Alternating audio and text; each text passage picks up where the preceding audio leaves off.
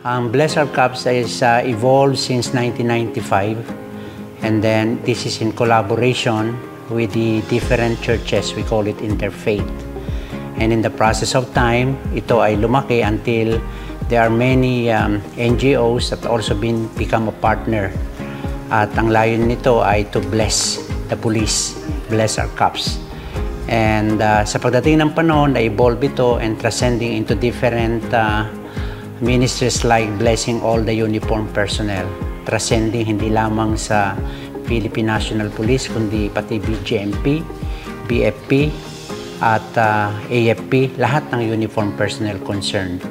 And this is a coalition of different churches venturing with one mission to bless the police, to bless the cops. And then ito ay sa pagdating din ng panahon, as God is blessing this movement, ay nagkaroon din ng pangitain gearing toward to Christian nations building. Primarily kasi ang involvement ng Bless Our Cups is sa kanila mismo mga personnel kapag merong mga nasa hospital, dinadalaw, no? Those families that need counseling, especially kapag sila napunta sa mission to encourage them. Minsan may mga services kaming hinahandle para sa katulad ng anger management, stress management, and financial management. So with regards sa community, they are being mobilized in every areas kung saan sila kailangan, no? Katulad nga nung pagka may mga baha, na-mobilize sila. I think the reason why they becomes community-based dahil kasi kung anong pangailangan sa komunidad, nandoon palagi. Especially kapag yung in partnering with the LGU, no? Office of the Mayors, andyan karaniwan ang pulis, ang frontliners.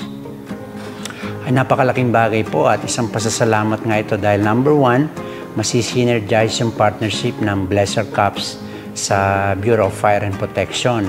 So kung merong as a beneficiary, I think we could augment it in doon sa talagang mahalagang bagay na dapat paglagyan, no? Since na talking about synergizing our partnership with the BFP, since na sila rin frontliners din pagka may mga crisis, I think part of this ay pwedeng itulong dun sa mga nasunugan at saka sa mga depressed areas na kung saan din sila ang BFP involved.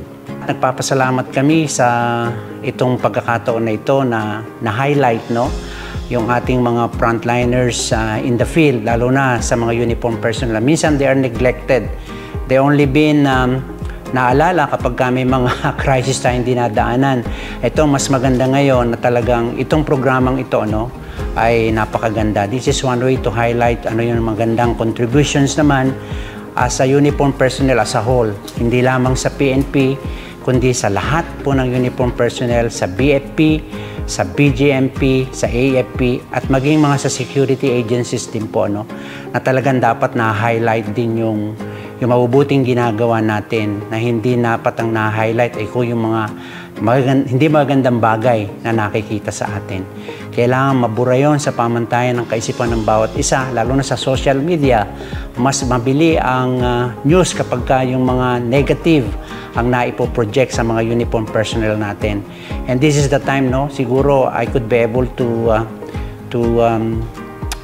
recommend din, bigyan ng affirmation ang programang ito na one of being used to highlight yung mga gandang programa katulad nito, especially for the uniform personnel.